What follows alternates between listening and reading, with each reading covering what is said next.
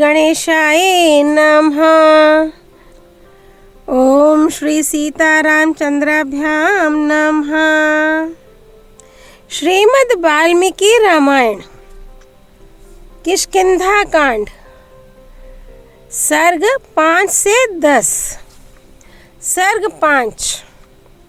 श्री राम और सुग्रीव की मैत्री तथा श्री राम द्वारा वाली वध की प्रतिज्ञा। श्री राम और लक्ष्मण को ऋषिमुख पर्वत पर सुग्रीव के वास स्थान में बिठाकर हनुमान जी वहां से मल्ले पर्वत पर गए, जो ऋषिमुख का ही एक शिखर है, और वहां वानरराज सुग्रीव को उन दोनों रघुवंशी वीरों का परिचय देते हुए इस प्रकार बोले। महाप्राज्ञ, जिनका पराक्रम अत्यंत दृढ़ और अमोघ है, वे श्री रामचंद्र जी अपने भाई लक्ष्मण के साथ पधारे हैं। इन श्री राम का आविर्भाव इक्ष्वाकु कुल में हुआ है। ये महाराज दशरथ के पुत्र हैं और स्वधर्म पालन के लिए संसार में विख्यात हैं। अपने पिता की आज्ञा का पालन करने के लिए इस वन में इनका आगमन हुआ है। जिन्होंने राजस्व और अश्वमेध यज्ञों का अनुष्ठान करके अग्निदेव को तृप्त किया था, ब्राह्मणों को बहुत सी दक्षिणाएं बांटी थी और लाखों गौएं दान में दी थी। जिन्होंने सत्य भाषण पूर्वक तप के द्वारा वसुधा का पालन किया था, उन्हीं महाराज दशरथ के पुत्र ये श्री राम पिता द्वारा अपनी पत्नी कैकेयी के लिए दिए हुए वर का पालन करने के निमित्त इस वन में आए हैं। महात्मा श्री राम मुनियों की भांति नियम का पालन करते हुए दंडकारण्य में निवास करते थे।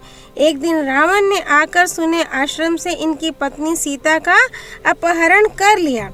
उन्हीं की खोज में आपसे सहायता लेने के लिए ये आपकी शरण में आए हैं। ये दोनों भाई श्री राम और लक्ष्मण आपसे मित्रता करना चाहते हैं।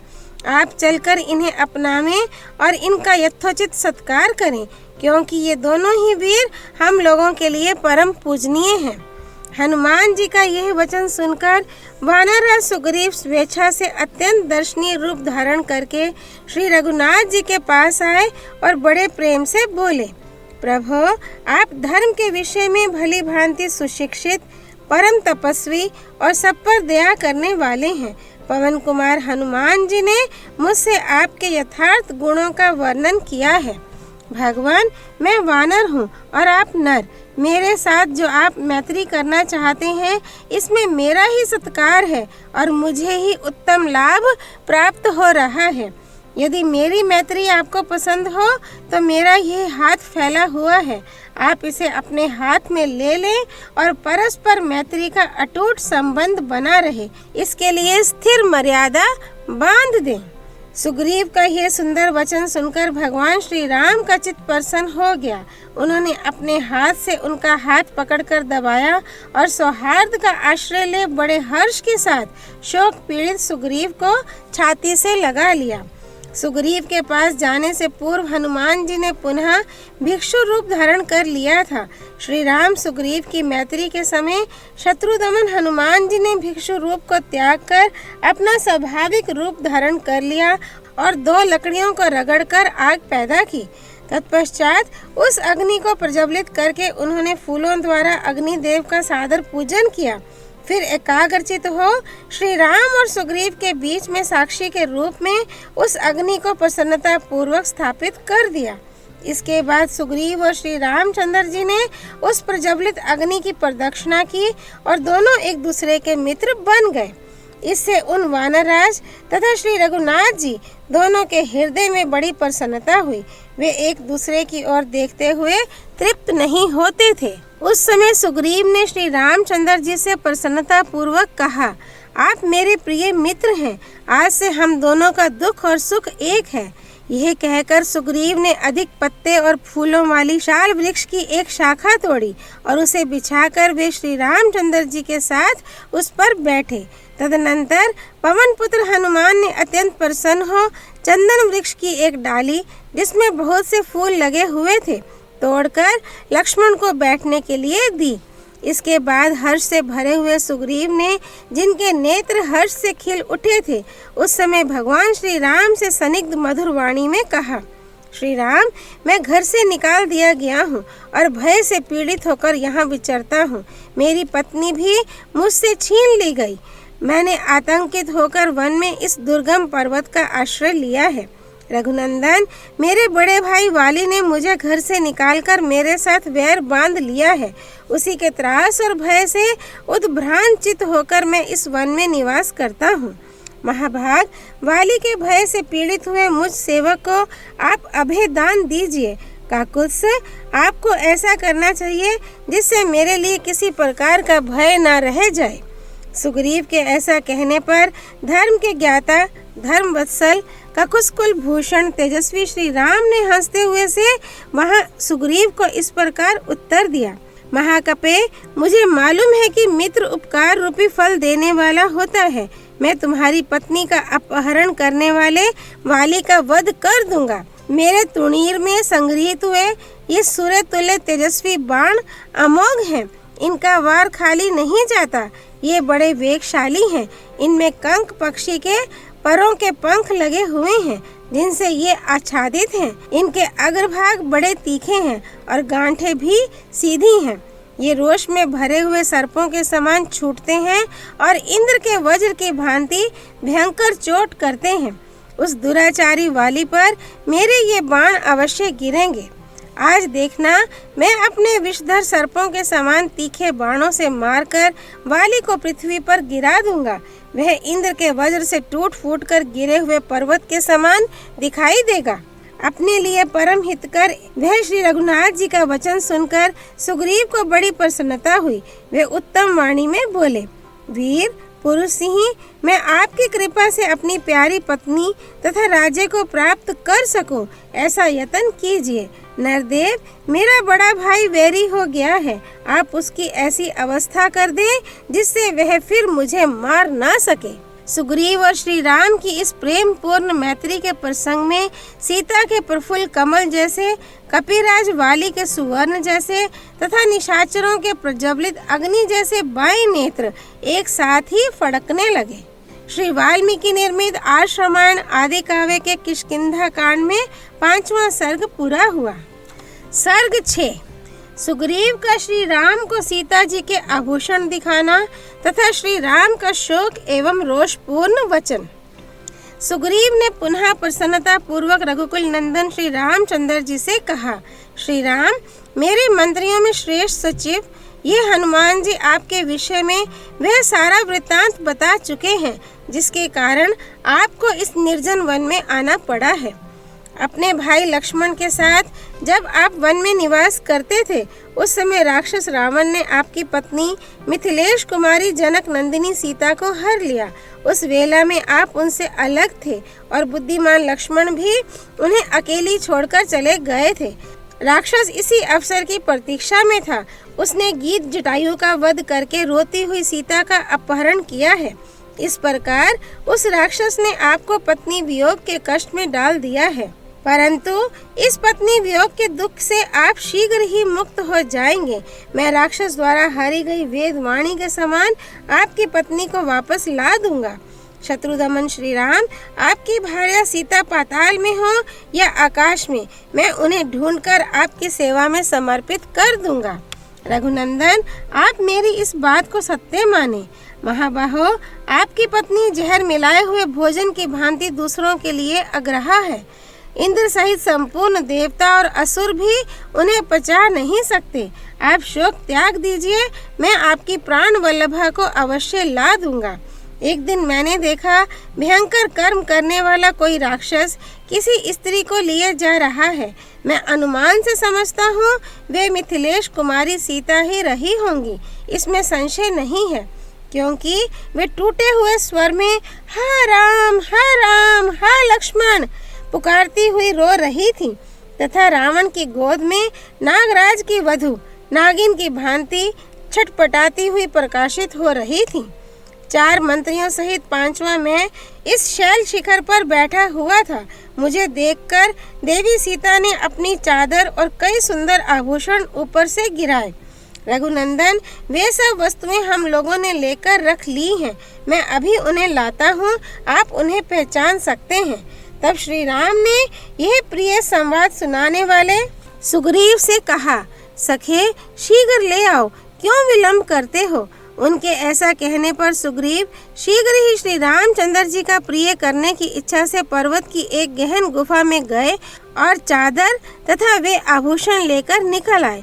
बाहर आकर वानर राज ने, लीजिए यह देखिए, ऐसा कहकर श्री राम को वे सारे आभूषण दिखाए। उन वस्त्र और सुंदर आभूषणों को लेकर श्री रामचंद्र जी कुहासे से ढके हुए चंद्रमा की भांति आंसुओं से अवरुद्ध हो गए। सीता के स्नेहवश बहते हुए आंसुओं से उनका मुख और वक्षस्थल भीगने लगे। वे हा प्रिय ऐसा कहकर रोने लगे और धैर्य छोड़कर पृथ्वी पर गिर पड़े।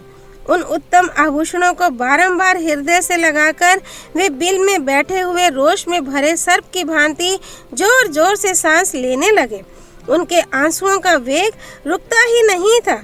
अपने पास खड़े हुए सुमित्रा कुमार लक्ष्मण की ओर देखकर श्री राम दीन भाव से विलाप करते हुए बोले, लक्ष्मण देखो, राक्षस के द्वारा हरी जाती हुई विदेह नंदिनी सीता ने ये चादर और ये गहने अपने शरीर से उतारकर पृथ्वी पर डाल दिए थे। निशाचर के द्वारा अपहरित होती हुई सीता के द्वारा त्यागे गए ये आभूषण निश्चय ही घास वाली भूमि पर गिरे होंगे, क्योंकि इनका रूप ज्यों का त्यों दिखाई देता है, ये टूटे फूटे नहीं हैं। श्री राम के ऐसा कहने पर लक्ष्मण बोले, भैया मैं इन बाजूबंदों को तो नहीं जानता और ना इन कुंडलों को ही समझ पाता हूँ कि किसके हैं, परंतु प्रतिदिन भाभी के चरणों में प्रणाम करने के कारण मैं इन दोनों नुपुरों को अवश्य पहचानता हूँ। तब श्री रघुनाथ जी सुग्रीव से इस प्रकार बोले, सुग्रीव तुमने तो देखा है वह भयंकर रूपधारी राक्षस मेरी प्राण प्यारी सीता को किस दिशा की ओर ले गया है, यह बताओ। मुझे महान संकट देने वाला वह राक्षस कहाँ रहता है। मैं केवल उसी के अपराध के कारण समस्त राक्षसों का विनाश कर डालूंगा। उस राक्षस ने मैथिली का अपहरण करके मेरा रोष बढ़ाकर निश्चय ही अपने जीवन का अंत करने के लिए मौत का दरवाजा खोल दिया है। वानरराज, जिस निशाचर ने मुझे धोखे में डालकर मेरा अपमान करके मेरी प्रियतमा का वन से अपहरण किया है, वह मेरा घोर शत्रु है। तुम उसका पता बताओ, मैं अभी उसे यमराज के पास पहुंचाता हूँ। श्री वाल्मीकि निर्मित आर्ष रामायण आदि काव्य के किष्किंधा कांड में छठा सर्ग पूरा हुआ। सर्ग 7 सुग्रीव का श्री राम को समझाना तथा श्री राम का सुग्रीव को उनकी कार्य सिद्धि का विश्वास दिलाना। श्री राम ने शोक से पीड़ित होकर जब ऐसी बातें कहीं, तब वानरराज सुग्रीव की आंखों में आंसू भर आए और वे हाथ जोड़कर अश्रु गदगद कंठ से इस प्रकार बोले, प्रभो, नीच कुल में उत्पन्न हुए उस पापात्मा राक्षस का गुप्त निवास स्थान कहाँ है, उसमें कितनी शक्ति है, उसका पराक्रम कैसा है, अथवा वह किस वंश का है, इन सब बातों को मैं सर्वथा नहीं जानता। परंतु आपके सामने सच्ची प्रतिज्ञा करके कहता हूँ कि मैं ऐसा यत्न करूँगा कि जिससे मिथिलेश कुमारी सीता आपको मिल जाए। इसलिए शत्रुदमन वीर, आप शोक का त्याग करें। मैं आपके संतोष के लिए सैनिकों सहित रावण का वध करके अपना ऐसा पुरुषार्थ प्रकट करूँगा जिससे आप शीघ्र ही प्रसन्न हो जाएंगे। इस तरह मन में व्याकुलता लाना व्यर्थ है। आपके हृदय में स्वाभाविक रूप से जो धैर्य है उसका स्मरण कीजिए। इस तरह बुद्धि और विचार को हल्का बना देना, उसकी सहज गंभीरता को खो देना आप जैसे महापुरुषों के लिए उचित नहीं है। मुझे भी पत्नी के विरह का महान कष्ट प्राप्त हुआ है, परंतु मैं इस तरह शोक नहीं करता और न धैर्य को ही छोड़ता हूँ। यद्यपि मैं एक साधारण वानर हूँ, तथापि अपनी पत्नी के लिए निरंतर शोक नहीं करता हूँ। फिर आप जैसे महात्मा, सुशिक्षित और धैर्यवान महापुरुष शोक ना करें, इसके लिए तो कहना ही क्या है। आपको चाहिए कि धैर्य धारण करके इन गिरते हुए आंसुओं को रोकें। सात्विक पुरुषों की मर्यादा और धैर्य का परित्याग ना करें। आत्मीय जनों के वियोग आदि से होने वाले शोक में, आर्थिक संकट में अथवा प्राणांतकारी भय उपस्थित होने पर जो अपनी बुद्धि से दुख निवारण के उपाय का विचार करते हुए धैर्य धारण करता है, वह कष्ट नहीं भोगता है। जो मूढ़ मानव सदा घबराहट में ही पड़ा रहता है, वह पानी में भार से दबी हुई नौका के समान शोक में विवश होकर डूब जाता है। मैं हाथ जोड़ता हूँ, प्रेम पूर्वक अनुरोध करता हूँ कि आप प्रसन्न हो और पुरुषार्थ का आश्रय लें। शोक को अपने ऊपर प्रभाव डालने का अवसर ना दें। जो शोक का अनुसरण करते हैं उन्हें सुख नहीं मिलता है और उनका तेज भी क्षीण हो जाता है। अतः आप शोक ना करें। राजेंद्र, शोक से आक्रांत हुए मनुष्य के जीवन में उसके प्राणों की रक्षा में भी संशय उपस्थित हो जाता है। इसलिए आप शोक को त्याग दें और केवल धैर्य का आश्रय लें। मैं मित्रता के नाते हित की सलाह देता हूँ, आपको उपदेश नहीं दे रहा हूँ। आप मेरी मैत्री का आदर करते हुए कदापि शोक ना करें। सुग्रीव ने जब मधुर वाणी में इस प्रकार सांत्वना दी, तब श्री रघुनाथ जी ने आंसुओं से भीगे हुए अपने मुख को वस्त्र के छोर से पोंछ लिया। सुग्रीव के वचन से शोक का परित्याग करके स्वस्थ चित्त हो ककुस्कुल भूषण भगवान श्री राम ने मित्रवर सुग्रीव को हृदय से लगा लिया और इस प्रकार कहा, सुग्रीव, इक्ष नहीं और हितैषी मित्र को जो कुछ करना चाहिए वही तुमने किया है। तुम्हारा कार्य सर्वथा उचित और तुम्हारे योग्य है। सखे, तुम्हारे आश्वासन से मेरी सारी चिंता जाती रही। अब मैं पूर्ण स्वस्थ हूँ। तुम्हारे जैसे बंधु का विशेषता ऐसे संकट के समय मिलना कठिन होता है, परंतु तुम्हें मिथिलेश कुमारी सीता तथा रौद्र रूपधारी दुरात्मा राक्षस रावण का पता लगाने के लिए प्रयत्न करना चाहिए। साथ ही मुझे भी इस समय तुम्हारे लिए जो कुछ करना आवश्यक हो उसे बिना किसी संकोच के बताओ। जैसे वर्षा काल में अच्छे खेत में बोया हुआ बीज अवश्य फल देता है, उसी प्रकार तुम्हारा सारा मनोरथ सफल होगा। वानर श्रेष्ठ, मैंने जो अभिमान पूर्वक ये वाली के वध आदि करने की बात कही है, इसे तुम ठीक ही समझो। मैंने पहले भी कभी झूठी बात नहीं कही है और भविष्य में भी कभी असत्य नहीं बोलूँगा। इस समय जो कुछ कहा है उसे पूर्ण करने के लिए प्रतिज्ञा करता हूँ और तुम्हें विश्वास दिलाने के लिए सत्य की ही शपथ खाता हूँ। श्री रघुनाथ जी की बात, विशेषता उनकी प्रतिज्ञा सुनकर अपने वानर मंत्रियों सहित सुग्रीव को बड़ी प्रसन्नता हुई। इस प्रकार एकांत में एक दूसरे के निकट बैठे हुए वे दोनों नर और वानर श्री राम और सुग्रीव ने परस्पर सुख और दुख की बातें कहीं जो एक दूसरे के लिए अनुरूप थीं। राजाधिराज महाराज श्री रघुनाथ जी की बात सुनकर वानर वीरों के प्रधान विद्वान सुग्रीव ने उस समय मन ही मन अपने कार्य को सिद्ध हुआ ही माना। श्री वाल्मीकि निर्मित आर्षरामायण आदि काव्य के किष्किंधा कांड में 7वां सर्ग पूरा हुआ। सर्ग 8। सुग्रीव का श्री राम से अपना दुख निवेदन करना और श्री राम का उन्हें आश्वासन देते हुए दोनों भाइयों में वैर होने का कारण पूछना। श्री रामचंद्र जी की उस बात से सुग्रीव को बड़ा संतोष हुआ। वे हर्ष से भरकर लक्ष्मण के बड़े भाई शूरवीर श्री रामचंद्र जी से इस प्रकार बोले, भगवान, इसमें संदेह नहीं कि देवताओं की मेरे ऊपर बड़ी कृपा है। मैं सर्वथा उनके अनुग्रह का पात्र हूँ, क्योंकि आप जैसे गुणवान महापुरुष मेरे सखा हो गए। प्रभो, निष्पाप श्री राम, आप जैसे सहायक के सहयोग से तो देवताओं का राज्य भी अवश्य ही प्राप्त किया जा सकता है। फिर अपने खोए हुए राज्य को पाना कौन बड़ी बात है। रघुनंदन, अब मैं अपने बंधुओं और सुहृदों के विशेष सम्मान का पात्र हो गया, क्योंकि आज रघुवंश के राजकुमार आप अग्नि को साक्षी बनाकर मुझे मित्र के रूप में प्राप्त हुए हैं। मैं भी आपके योग्य मित्र हूँ, इसका ज्ञान आपको धीरे धीरे हो जाएगा। इस समय आपके सामने मैं अपने गुणों का वर्णन करने में असमर्थ हूँ। आत्मज्ञानियों में श्रेष्ठ श्री राम, आप जैसे पुण्यात्मा महात्माओं का प्रेम और धैर्य अधिकाधिक बढ़ता और अविचल होता है।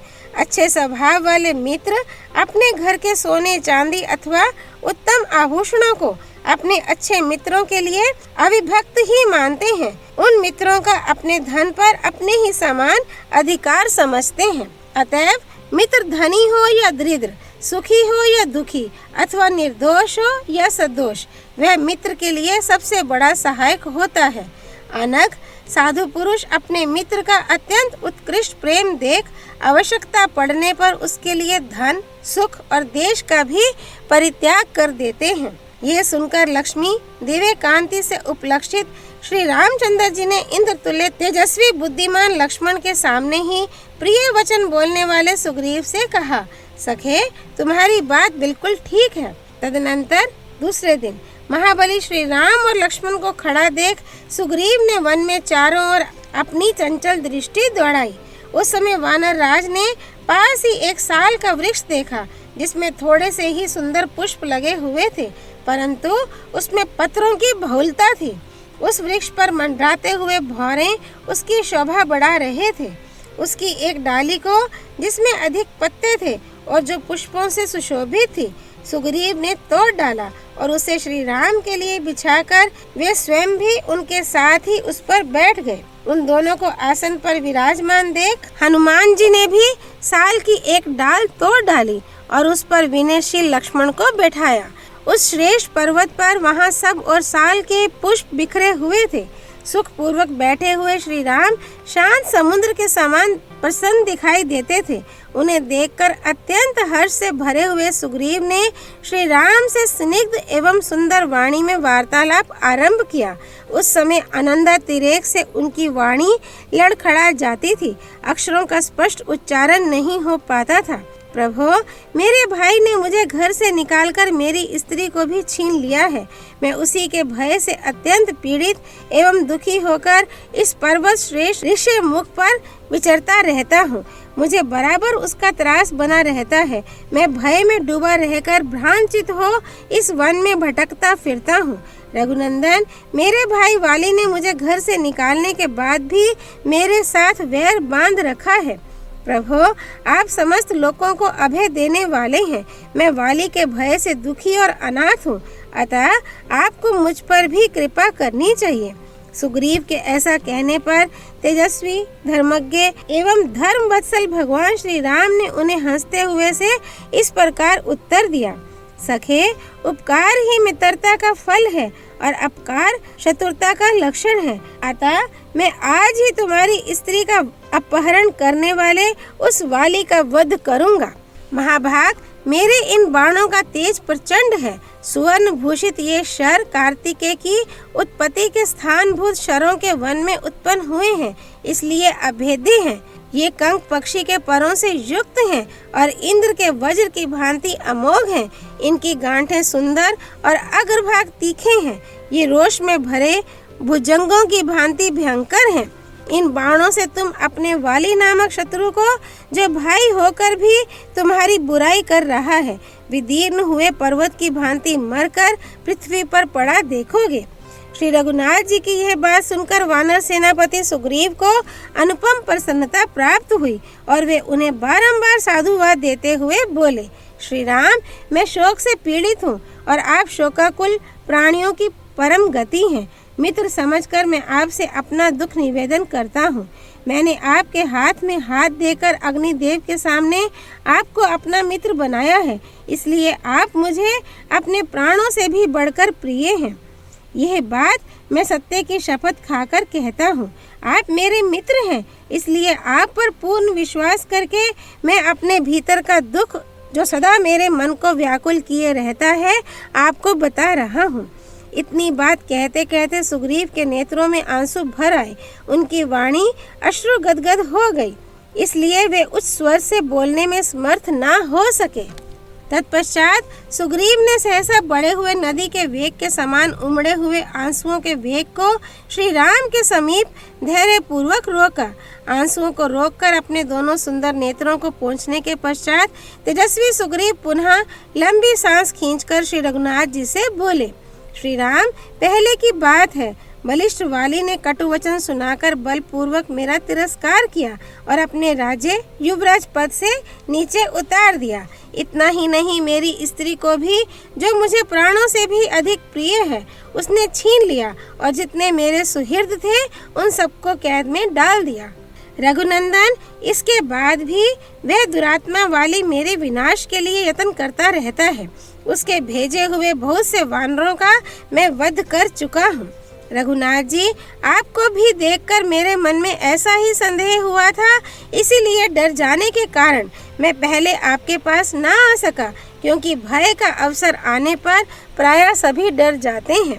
केवल ये हनुमान आदि वानर ही मेरे सहायक हैं, अतएव महान संकट में पड़कर भी मैं अब तक प्राण धारण करता हूँ। इन लोगों का मुझ पर स्नेह है, अतः ये सभी वानर सब ओर से सदा मेरी रक्षा करते रहते हैं। जहाँ जाना होता है वहाँ साथ साथ जाते हैं, और जब कहीं मैं ठहर जाता हूँ वहाँ ये नित्य मेरे साथ रहते हैं। रघुनंदन, यह मैंने संक्षेप से अपनी हालत बतलाई है। आपके सामने विस्तार पूर्वक कहने से क्या लाभ। वाली मेरा ज्येष्ठ भाई है, फिर भी इस समय मेरा शत्रु हो गया है। उसका पराक्रम सर्वत्र विख्यात है।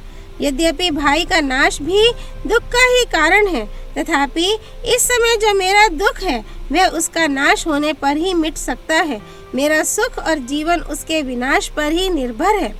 श्री राम, यही मेरे शोक के नाश का उपाय है। मैंने शोक से पीड़ित होने के कारण आपसे यह बात निवेदन की है, क्योंकि मित्र दुख में हो या सुख में वह अपने मित्र की सदा ही सहायता करता है।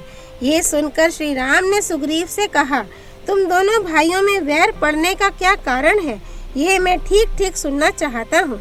वानर राज, तुम लोगों की शत्रुता का कारण सुनकर तुम दोनों की प्रबलता और निर्बलता का निश्चय करके फिर तत्काल ही तुम्हें सुखी बनाने वाला उपाय करूँगा।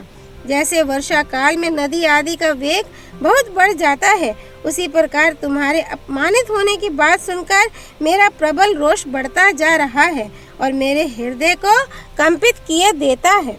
मेरे धनुष चढ़ाने के पहले ही तुम अपनी सब बातें प्रसन्नता पूर्वक कह डालो, क्योंकि ज्यों ही मैंने बाण छोड़ा तुम्हारा शत्रु तत्काल काल के गाल में चला जाएगा। महात्मा श्री रामचंद्र जी के ऐसा कहने पर सुग्रीव को अपने चारों वानरों के साथ अपार हर्ष हुआ।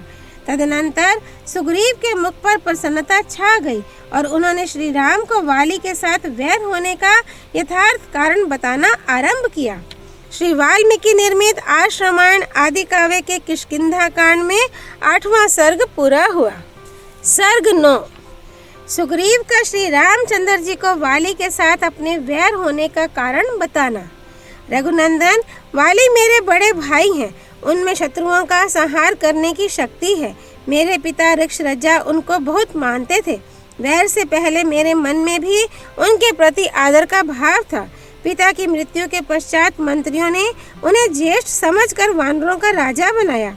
वे सबको बड़े प्रिय थे, इसीलिए किष्किंधा के राज्य पर प्रतिष्ठित किए गए थे। वे पिता पितामहों के विशाल राज्य का शासन करने लगे और मैं हर समय विनीत भाव से दास की भांति उनकी सेवा में रहने लगा। उन दिनों मायावी नामक एक तेजस्वी दानव रहता था, जो मय दानव का पुत्र और दुंदुभि का बड़ा भाई था। उसके साथ वाली का स्त्री के कारण बहुत बड़ा वैर हो गया था। एक दिन आधी रात के समय जब सब लोग सो गए, मायावी किष्किंधापुरी के दरवाजे पर आया और क्रोध से भरकर गर्जने तथा वाली को युद्ध के लिए ललकारने लगा। उस समय मेरे भाई सो रहे थे। उसका भैरवनाद सुनकर उनकी नींद खुल गई। उनके उस राक्षस की ललकार सही नहीं गई, अतः वे तत्काल वेग पूर्वक घर से निकले। जब वे क्रोध करके उस श्रेष्ठ असुर को मारने के लिए निकले, उस समय मैंने तथा अंतःपुर की स्त्रियों ने पैरों पकड़कर उन्हें जाने से रोका, परंतु महाबली वाली हम सबको हटाकर निकल पड़े। तब मैं भी स्नेहवश वाली के साथ ही बाहर निकला। उस असुर ने मेरे भाई को देखा तथा कुछ दूर पर खड़े हुए मेरे ऊपर भी उसकी दृष्टि पड़ी। फिर तो वह भय से थर्रा उठा और बड़े जोर से भागा। उसके भयभीत होकर भागने पर हम दोनों भाइयों ने बड़ी तेजी के साथ उसका पीछा किया। उस समय उदित हुए चंद्रमा ने हमारे मार्ग को भी प्रकाशित कर दिया था। आगे जाने पर धरती में एक बहुत बड़ा बिल था जो घास फूस से ढका हुआ था। उसमें प्रवेश करना अत्यंत कठिन था। वह असुर बड़े वेग से उस बिल में जा घुसा। वहां पहुंचकर हम दोनों ठहर गए। शत्रु को बिल के अंदर घुसा देख वाली के क्रोध की सीमा ना रही। उनकी सारी इंद्रियां शुद्ध हो उठी और वे मुझसे इस प्रकार बोले, सुग्रीव, जब तक मैं इस बिल के भीतर प्रवेश करके युद्ध में शत्रु को मारता हूँ, तब तक तुम आज इसके दरवाजे पर सावधानी से खड़े रहो। ये बात सुनकर मैंने शत्रुओं को संताप देने वाले वाली से स्वयं भी साथ चलने के लिए प्रार्थना की, किंतु वे अपने चरणों की सौगंध दिलाकर अकेले ही बिल में घुसे। बिल के भीतर गए हुए उन्हें 1 साल से अधिक समय बीत गया और बिल के दरवाजे पर खड़े खड़े मेरा भी उतना ही समय निकल गया। जब इतने दिनों तक मुझे भाई का दर्शन नहीं हुआ, तब मैंने समझा कि मेरे भाई इस गुफा में ही कहीं खो गए। उस समय भ्रातृ स्नेह के कारण मेरा हृदय व्याकुल हो उठा।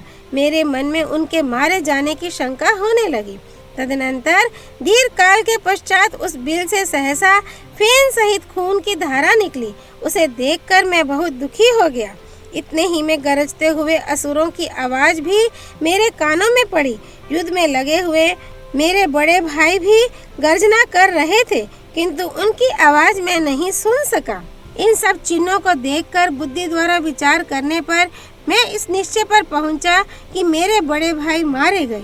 फिर तो उस गुफा के दरवाजे पर मैंने पर्वत के समान एक पत्थर की चट्टान रख दी और उसे बंद करके भाई को जलांजलि दे शोक से व्याकुल हुआ मैं किष्किंधापुरी में लौट आया। सखे, यद्यपि मैं इस यथार्थ बात को छिपा रहा था, तथापि मंत्रियों ने यत्न करके सुन लिया। तब उन सब ने मिलकर मुझे राज्य पर अभिषिक्त कर दिया। रघुनंदन, मैं न्याय पूर्वक राज्य का संचालन करने लगा। इसी समय अपने शत्रुभूत उस दानव को मारकर वानरराज वाली घर लौटे। लौटने पर मुझे राज्य पर अभिषिक्त हुआ देख उनकी आंखें क्रोध से लाल हो गईं। मेरे मंत्रियों को उन्होंने कैद कर लिया और उन्हें कठोर बातें सुनाई। रघुवीर, यद्यपि मैं स्वयं भी उस पापी को कैद करने में समर्थ था, तो भी भाई के प्रति गुरु भाव होने के कारण मेरी बुद्धि में ऐसा विचार नहीं हुआ। इस प्रकार शत्रु का वध करके मेरे भाई ने उस समय नगर में प्रवेश किया। उन महात्मा का सम्मान करते हुए मैंने यथोचित रूप से उनके चरणों में मस्तक झुकाया, तो भी उन्होंने प्रसन्नचित्त से मुझे आशीर्वाद नहीं दिया। प्रभो, मैंने भाई के सामने झुककर अपने मस्तक के मुकुट से उनके दोनों चरणों का स्पर्श किया, तो भी क्रोध के कारण वाली मुझ पर प्रसन्न नहीं हुए। श्री वाल्मीकि निर्मित आर्ष रामायण आदि काव्य के किष्किंधा कांड में 9वां सर्ग पूरा हुआ। सर्ग 10 भाई के साथ वैर का कारण बताने के प्रसंग में सुग्रीव का वाली को मनाने और वाली द्वारा अपने निष्कासित होने का वृतांत सुनाना। सुग्रीव कहते हैं, तदनंतर क्रोध से आविष्ट तथा विक्षुब्ध होकर आए हुए अपने बड़े भाई को उनके हित की कामना से मैं पुनः प्रसन्न करने की चेष्टा करने लगा। मैंने कहा, अनाथ नंदन, सौभाग्य की बात है कि आप सकुशल लौट आए और वह शत्रु आपके हाथ से मारा गया। मैं आपके बिना अनाथ हो रहा था, अब एकमात्र आप ही मेरे नाथ हैं। यह बहुत सी तिलियों से युक्त तथा उदित हुए पूर्ण चंद्रमा के समान श्वेत छत्र में आपको मस्तक पर लगाता और चंवर डुलाता हूँ। आप इन्हें स्वीकार करें। वानरराज, मैं बहुत दुखी होकर 1 वर्ष तक उस बिल के दरवाजे पर खड़ा रहा। उसके बाद बिल के भीतर से खून की धारा निकली। द्वार पर वह रक्त देखकर मेरा हृदय शोक से उद्विग्न हो उठा और मेरी सारी इंद्रियां अत्यंत व्याकुल हो गईं। तब उस बिल के द्वार को एक पर्वत शिखर से ढककर मैं उस स्थान से हट गया और पुनः किष्किंधापुरी में चला आया। यहाँ विषाद पूर्वक मुझे अकेला लौटा देख पूर्ववासियों और मंत्रियों ने ही इस राज्य पर मेरा अभिषेक कर दिया। मैंने स्वेच्छा से इस राज्य को नहीं ग्रहण किया है, अतः अज्ञानवश होने वाले मेरे इस अपराध को आप क्षमा करें। आप ही यहाँ के सम्माननीय राजा हैं और मैं सदा आपका पूर्वत सेवक हूँ। आपके वियोग से ही राजा के पद पर मेरी यह नियुक्ति की गई। मंत्रियों, पूर्ववासियों तथा नगर सहित आपका ये सारा अकंटक राज्य मेरे पास धरोहर के रूप में रखा था। अब इसे मैं आपकी सेवा में लौटा रहा हूँ। सौम्य शत्रुसूदन, आप मुझ पर क्रोध ना करें। राजन, मैं इसके लिए मस्तक झुकाकर प्रार्थना करता हूँ और हाथ जोड़ता हूँ। मंत्रियों तथा पूर्ववासियों ने मिलकर जबरदस्ती मुझे इस राज्य पर बिठाया है, वह भी इसलिए कि राजा से रहित राज्य देखकर कोई शत्रु इसे जीतने की इच्छा से आक्रमण न कर बैठे। मैंने ये सारी बातें बड़े प्रेम से कही थी, किंतु उस वानर ने मुझे डांट कर कहा, तुझे धिक्कार है। यूं कहकर उसने मुझे और भी बहुत सी कठोर बातें सुनाई। तत्पश्चात उसने प्रजाजनों और सम्मान्य मंत्रियों को बुलाया तथा सुहृदों के बीच में मेरे प्रति अत्यंत निंदित वचन कहा। वह बोला, आप लोगों को मालूम होगा कि एक दिन रात में मेरे साथ युद्ध करने की इच्छा से मायावी नामक महान असुर यहाँ आया था। उसने क्रोध में भरकर पहले मुझे युद्ध के लिए ललकारा। उसकी वह ललकार सुनकर मैं राजभवन से निकल पड़ा। उस समय यह क्रूर स्वभाव वाला मेरा भाई भी तुरंत ही मेरे पीछे पीछे आया। यद्यपि वह असुर बड़ा बलवान था, तथापि मुझे एक दूसरे सहायक के साथ देखते ही भयभीत हो उस रात में भाग चला। हम दोनों भाइयों को आते देख वह बड़े वेग से दौड़ा और एक विशाल गुफा में घुस गया। उस अत्यंत भयंकर विशाल गुफा में उस असुर को घुसा हुआ जानकर मैंने अपने इस क्रूरदर्शी भाई से कहा, सुग्रीव, इस शत्रु को मारे बिना मैं यहाँ से किष्किंधापुरी को लौट चलने में असमर्थ हूँ। अतः जब तक मैं इस असुर को मारकर लौटता हूँ, तब तक तुम इस गुफा के दरवाजे पर रहकर मेरी प्रतीक्षा करो। ऐसा कहकर, और ये तो यहाँ खड़ा है ही, ऐसा विश्वास करके मैं उस अत्यंत दुर्गम गुफा के भीतर प्रविष्ट हुआ। भीतर जाकर मैं उस दानव की खोज करने लगा और इसी में मेरा वहाँ 1 वर्ष का समय व्यतीत हो गया। इसके बाद मैंने उस भयंकर शत्रु को देखा। इतने दिनों तक उसके ना मिलने से मेरे मन में कोई क्लेश या उदासीनता नहीं हुई थी। मैंने उसे उसके समस्त बंधु बांधुओं सहित तत्काल काल के गाल में डाल दिया। उसके मुख से और छाती से भी भूतल पर रक्त का ऐसा प्रवाह जारी हुआ जिससे वह सारी दुर्गम गुफा भर गई। इस तरह उस पराक्रमी शत्रु का सुखपूर्वक वध करके जब मैं लौटा, तब मुझे निकलने का कोई मार्ग ही नहीं दिखाई देता था, क्योंकि बिल का दरवाजा बंद कर दिया गया था। मैंने सुग्रीव सुग्रीव कहकर बारंबार पुकारा, किंतु कोई उत्तर नहीं मिला। इससे मुझे बड़ा दुख हुआ। मैंने बारंबार लात मारकर किसी तरह उस पत्थर को पीछे की ओर ढकेला। इसके बाद गुफा द्वार से निकलकर यहाँ की राह पकड़े मैं इस नगर में लौटा हूँ। ये सुग्रीव ऐसा क्रूर और निर्दयी है कि इसने भ्रातृ प्रेम को भुला दिया और सारा राज्य अपने हाथ में कर लेने के लिए मुझे उस गुफा के अंदर बंद कर दिया था। ऐसा कहकर वानरराज वाली ने निर्भयता पूर्वक मुझे घर से निकाल दिया। उस समय मेरे शरीर पर एक ही वस्त्र रह गया था।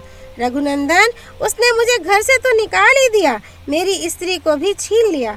उसके भय से मैं वनों और समुद्रों सहित सारी पृथ्वी पर मारा मारा फिरता रहा।